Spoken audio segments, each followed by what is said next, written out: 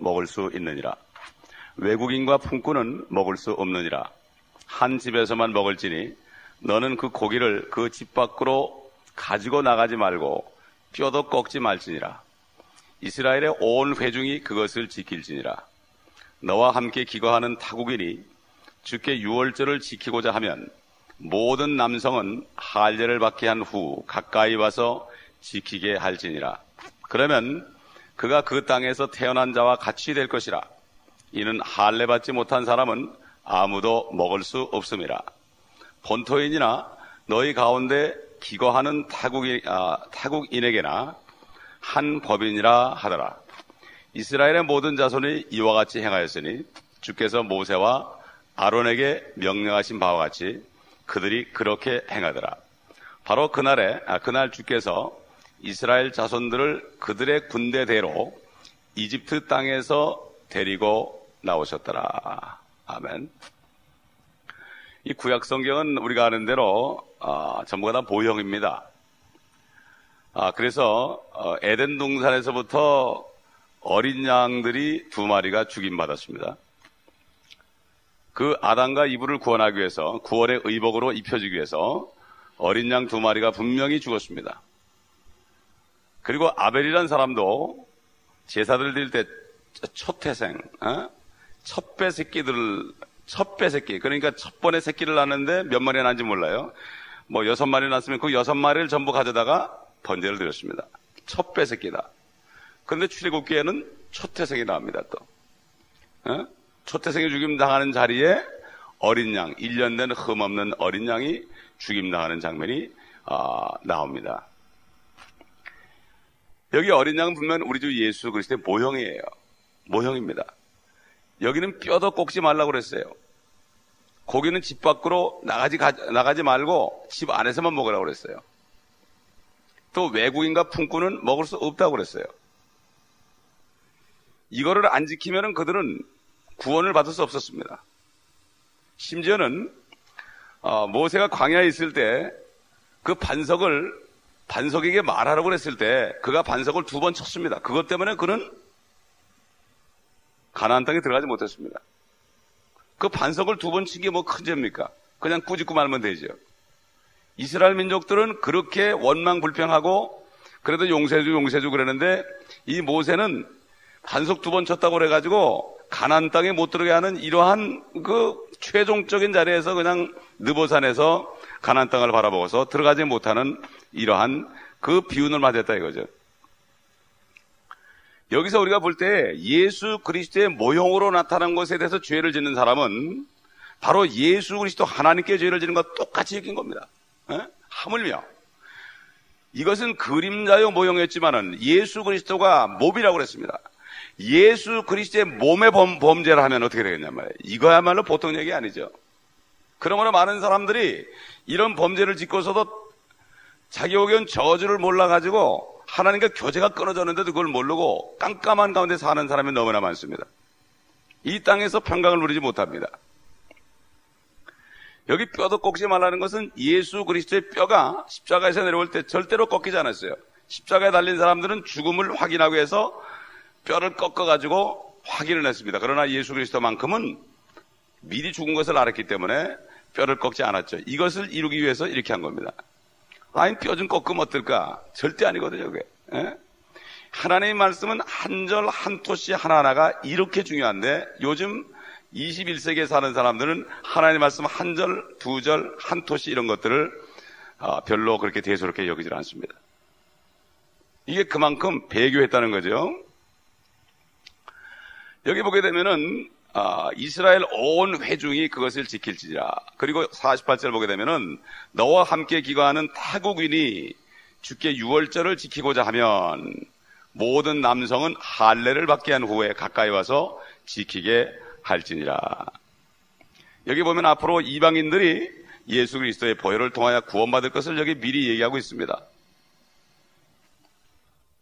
로마서 1장 16절에 내가 그리스도의 복음을 부끄러워하지 아니하노니 이는 믿는 모든 사람들을 구원에 이르게 하는 하나님의 능력이라. 첫째는 유대인에게요, 둘째는 헬라인에게로다.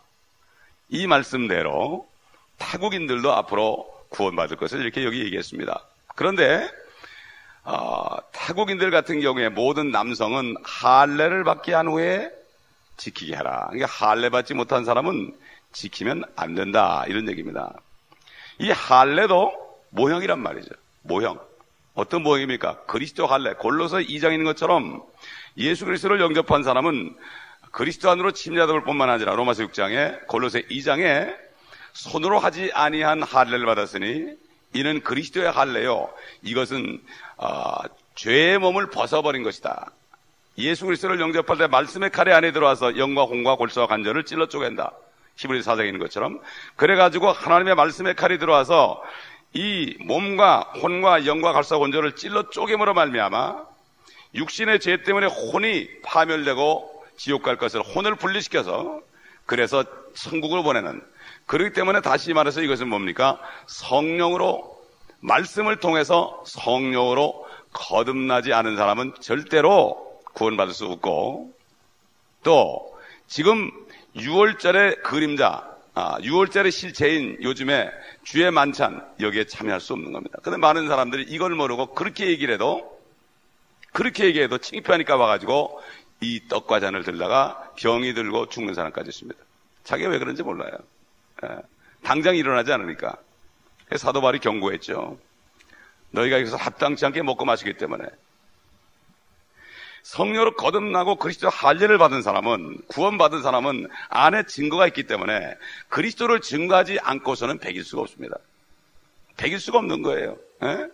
이런 사람들이 주의 만찬에 오면 두렵고 떨림으로, 감사함으로, 두려움으로, 내가 더 주님을 전하지 못한 것 정말 회개함으로, 눈물로 회개함으로 참여하게 되어 있습니다. 이게 어떤 건데요? 이게 모형이지만 실질적으로 주님의 몸, 살과 피를 상징하는 거기 때문에 그렇게 주님의 몸과 살을, 피와 살을 직접 보는 것처럼 그런 기분으로 두렵고 떨림으로 해야 되는 거거든요. 그렇기 때문에 수많은 사람들이 이것을 모르고 죽어가고 있죠. 그렇기 때문에 지금 침례교도들은 물 침례를 받지 않은 사람들은 참여를 안 시킵니다. 왜? 최소한도 거듭났으면 자기가 자원해가지고 그냥 눈물로 물에 담기게 되겠어요. 침례 받으셔야죠, 이제. 술도 끊고 담배도 끊고 받으셔야죠. 이래가지고 되는 게 아니에요. 교인 만들라고. 내 교인 만들라고. 소용없는 거예요. 자기 스스로, 목사님 내가 이제 준비가 됐습니다. 오늘 영접했다면 바로 될 수 있는 거예요, 사실은. 믿고 침례를 받자 그랬죠. 믿고 무슨 부활절날 침례를 받는다고 그러지 않았어요. 믿고 크리스마스 때 침례 받는다고 그러지 않았어요. 믿고 바로 침례 받는 거예요. 보세요. 에티오피아 내시 보세요. 바로 믿으니까 내가 물로 내려가서 침례를 왜 받지 않으려고 그랬죠. 자기가 자원했습니다. 그럼에도 불구하고 빌립은 네가 진정으로 예수 그리스도를 믿느냐고 그랬죠. 전심으로 믿느냐고 그랬죠. 그럴 때 예수 그리스도가 나의 구주라고, 예수 그리스도는 하나님의 아들이라고 분명하게 고백을 했습니다. 그때 물로 내려가서 침례를 받았습니다. 요즘에 이렇게 확실한 가운데 구원받고 침례받고 성령 충만에 복음 전하는 사람이 얼마나 됩니까? 옛날에는 집사들, 빌립 집사나 스테반, 교회에서 다 이렇게 책상 날르고 이 봉사하던 사람들이에요. 남자들이 이렇게 이 식탁 닦고 그러는 거예요. 이 교회 집사라는 거는 이 봉사 일꾼입니다. 무슨 직위가 아니에요. 다 일꾼이에요. 일꾼이죠. 그런 사람들이 밖에 나가니까 성령 충만해. 그러니까 교회 안에서 낮아진 만큼 밖에 나가면 성령 충만해집니다. 교회 안에서 낮아진 만큼 하나님이 성령을 보셔가지고 밖에 나가면 엄청나겠습니다. 교회에서 높아진 만큼 밖에 나가면은 별로 소리를 못 질러요. 그렇기 때문에 지금 이 말씀 속에는 이러한 여러 가지 진리들이 들어있는 것을 우리가 알 수가 있습니다. 그래서 사실 이 모든 일들, 이때만 해도 예수 그리스도가 갈보리 십자가에서 어떻게 죽으실 거, 또 예수라는 분이 오실 거, 십자가, 이런 거 전혀 모를 때입니다, 여러분. 우리는 이걸 전부 알면서 이걸 읽으니까 그렇지, 이 당시에 본다면 아무것도 모를 때예요. 그런데 순종하기 쉽겠습니까? 우리는 다 알잖아요, 이제. 신구약을 다 압니다. 구약 알죠? 복음서 알죠? 그 다음에 주님이 승천하시고 성령 오신 다음에 기록하신 또 다른 신약 성경을 알죠? 성경 전체를 다 압니다, 우리는. 그렇기 때문에 우리야말로 얼마나 축복인지 모릅니다. 얼마나 축복인지 몰라요. 51절 보니까 이제 50절 보니까 이스라엘 모든 자손이 이와 같이 행하였으니 주께서 모세와 아론에게 명령하신 바와 같이 그들이 그렇게 행하더라. 100만이 넘는 사람들이 다 순종했습니다. 하나님의 말씀에 이렇게 아주 일사불란하게 순종을 했어요. 그들이 물론 광야에 나가서 죄를 졌지만 거기서만큼은 그들이 순종을 했습니다. 100% 순종을 했습니다. 그럴 때 바로 그날 주께서 이스라엘 자손들을 그들의 군대대로 이집트 땅에서 데리고 나오셨더라.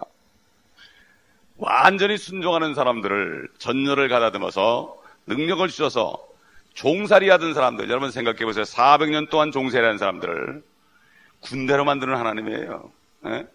이건 뭡니까? 어제까지만 해도 정말 마약을 하고, 어제까지만 해도 술주정뱅이고, 어제까지만 해도 도둑질하고, 이런 사람들이 그냥 변화받으면, 그 죄의 마귀의 노예 생활하는 사람이 그냥 변화받으면 하루아침에 하나님의 군사가 됩니다. 이건 하나님의 능력이에요. 인간적인 방법은 그래도 몇 년을 뭐 해야 되고 그러나 그거는 철학적인 방법이에요. 과학적인 방법이죠. 하나님의 방법은 그런즉 예수 그리스도 안에 있으면 누구든지 새로운 피조물이라. 이전 것은 지나갔으니 보라 새 것이 되었도다. 저도 기억이 나요. 그냥 어제까지만 해도 술 먹고 이런 사람이 그 전날 저녁에 주님을 영접하고 성령을 받으니까 거듭나니까 그날 아침부터 완전히 전도자가 되더라고요. 하나님 앞에서 내가 거짓말할 수가 없죠. 완전히 내가 바뀌었어요. 이건 내가 아니에요. 이게 집안에서도 이상하게 돼 나보고. 이상한 거예요. 주님이 내 안에 들어왔으니까 이상하죠. 이게 하나님의 나라입니다. 종교인들은 어떻습니까? 뭔가 돼보려고 합니다. 내가 열심히 해가지고 열심히 해가지고 집사도 돼보고 장로도 돼보고 목사도 돼보고 이렇게 되려고 노력해요. 사람들이. 그렇지 않습니다. 그건 종교인들이에요. 그만큼 교회 90% 이상이 종교인입니다.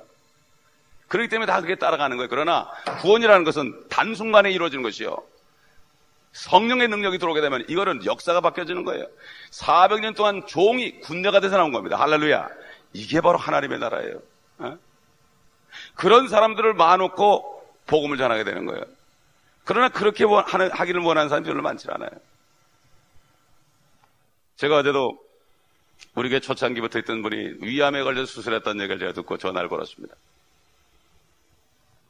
그 나보고 어떻게 지냈냐고요. 어떻게 위암에 걸렸냐고.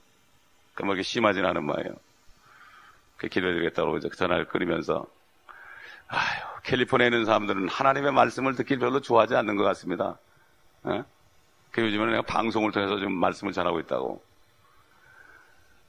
이 캘리포니아 사람들은 이상하게 하나님의 말씀보다도 무슨 나를 좀 이렇게 위로해주고, 또 그냥 나를 좀 이렇게 돌봐주고, 나만을 하고 어떤 프로그램을 찾아 돌아다니는 걸 볼 때 너무나 안타깝습니다. 이 때가 마지막 때가 돼서 그런 것 같습니다. 이 목회자로서 마음이 아프다고 제가 그런 얘기 했어요. 그 사람도 이제 위암이 걸려가지고 수술하니까 내가 보고 싶은 마예요. 옛날에 그분이 교회 다닐 때 새벽기도에 요한계시록을 강의하다가 갑자기 교회를 옮기면서 이사야를 강의했더니 나보고 왜 목사님 갑자기 요한계시록을 강의하다가 이사야를 강의하냐고. 왜 마음대로 목사님 그러냐고 그래서 나가더라고요. 이거 목사 마음이지 그럼 집사 마음입니까 그게? 그렇잖아요. 어떤 말씀을 뭐다가 하나님 다른 거 전하면 다른 거 전하는 거지. 왜 당신 마음대로 이거 해다 저거 하냐 그러냐고.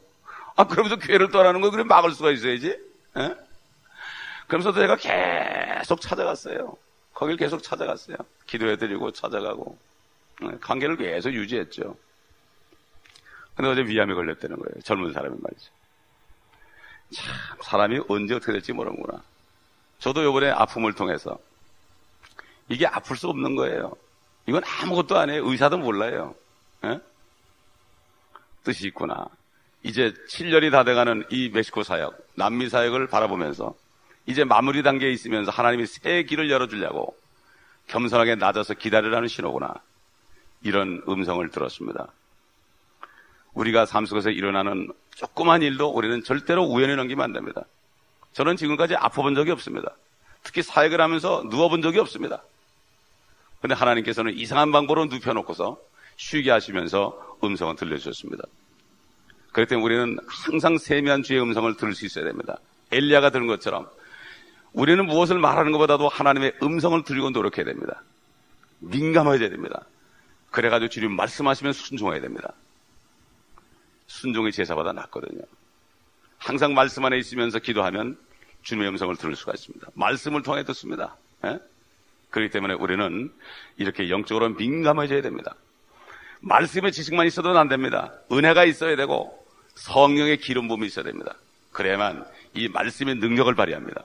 말씀을 많이 알아도 기도하지 않고 성령의 기름 부음이 없으면 말씀을 가지고 말씀하셔도 듣지 못하니까 행하지 못하고 아무 역사가 일어나지 않습니다. 말씀은 바로 성령의 손에 붙잡힐 때 능력이 나타나고 이것이 바로 하나님의 영광에서 쓰여질 수가 있습니다. 그러므로 하나님의 말씀은 성령의 검이라고 해서 성령의 칼, 성령에게 붙잡힌 칼이다 이런 얘기입니다. 그러므로 지금 이 하나님의 말씀에 순종해서 완전히 100% 순종했을 때, 유월절을 완전히 지켰을 때 하나님께서는 그들을 붙잡아서 이제는 군대대로 이집트 땅에서 데리고 나오셨습니다. 이제 가나안 땅을 향하여 이제는 전쟁을 가는 건 진군합니다. 그들은 전쟁하는 겁니다. 가나안 땅까지 갈 때 계속 전쟁하면서 갑니다. 실질 전쟁입니다. 물론 아말렉과의 전쟁이 유명하죠. 아말렉들이 너무나 모세를 부르기 때문에 400년 후에 사울왕을 통해서 아말렉을 완전히 멸절시키려고 했지만 사울이 이걸 알지 못하고 말씀이 없으니까 알지 못하고 아말렉 왕을 살려주고 짐승을 살려줬다가 결국 사울이 구원을 잃어버렸습니다. 하나님의 말씀이 없었기 때문에 내가 이 아말렉을 이 지면에서 완전히 멸하리라 하는 말씀을 몰랐기 때문에 자기 인정을 가지고 그를 살려줬다가 결국은 사무엘에게 순종이 제사보다 낫다는 책망을 듣고 그는 폐위되고 말았던 겁니다. 그러므로 우리는 우리에게 주신 말씀 한 절 한 절이 얼마나 귀하고 이것을 순종하는 사람들을 불러서 군대로 사용한다는 사실을 알아야 될 것입니다. 기도하겠습니다.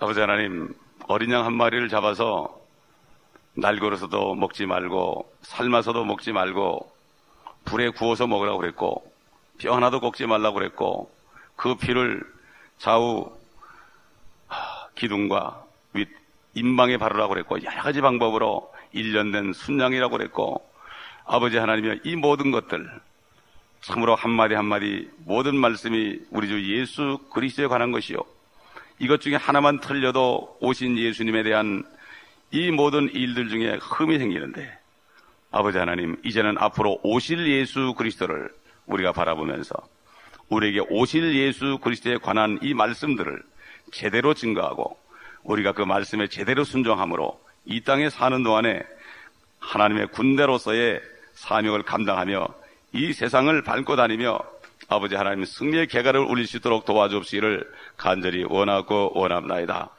인정에 얽매이지 않고 이제는 진정으로 하나님의 나라를 바라보면서 아버지 굳세게 전진할 수 있도록 도와주옵시기를 원합니다. 모든 것을 주께 맡기고 나아갈 수 있도록 도와주옵시기를 간절히 원합니다. 이 어린 양이신 바로 예수 그리스도께서 우리 안에 계시니 우리가 누구를 무서워하겠나이까. 옛날 여호수아는 하나님께서 두려워하지 말라 놀라지 말라 하셨는데 내가 너와 함께함이라 하셨나이다. 그러나 우리 주님은 우리 안에 계시지 않나이까. 우리 안에 계신 주님을 잊어버리지 않고 낙심하지 않고 끝까지 아버지 하나님이여 담대하게 기뻐하며 감사하며 사도 바울처럼 믿음을 지키며 세상 사람들에게 아버지 눌리지 않고 낙심하지 않고 끝까지 승리하며 이 은혜 가운데서 모든 일을 감당할 수 있도록 도와주시옵소서. 우리 구주 예수 그리스도의 이름으로 감사하며 기도합나이다. 아멘. 해야 되는 것입니다. 그렇기 때문에 우리는 이 사실 속에서 계속해서 우리는 씻어내고 깨끗함을 받고 그럴 때 더 영육간에 강건해지고 더 능력이 나타나고 성령과 능력이 나타날 때 예수 그리스도와 십자가에 못 박힌 예수 그리스도만이 나타나는 이러한 삶을 살 때 우리가 멕시코 가서 복음을 전해도 그 능력이 될 때 우리가 역사를 일으키는 거죠. 그거 없이는 역사가 안 되는 거예요. 그게 보면 꼭 그래요.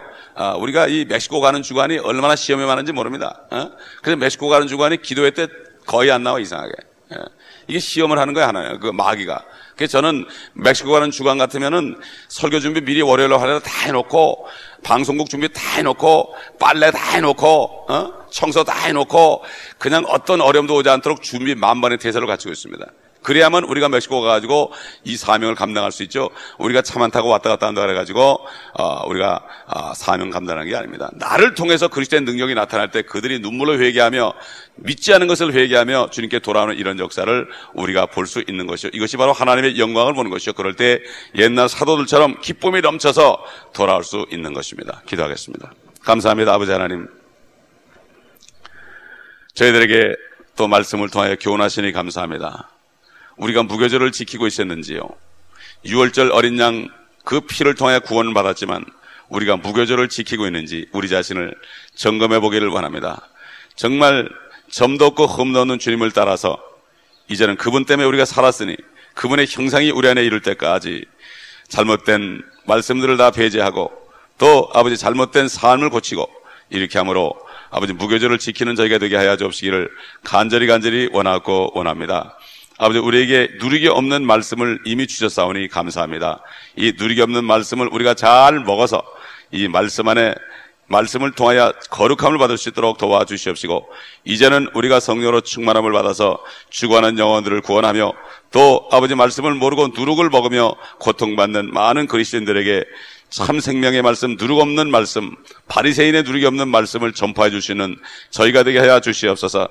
이 누룩 없는 말씀을 전파하는 방송국을 축복하시고 또 오늘도 방송에 나갈 때 저들을 함께 하여 주시옵시고, 방송을 듣고 저들이 이 누룩 없는 말씀을 통하여 새로워지고 새로운 진리의 지식으로 무장되는 축복이 있게 하여 주시옵소서. 우리 구주 예수 그리스도의 이름으로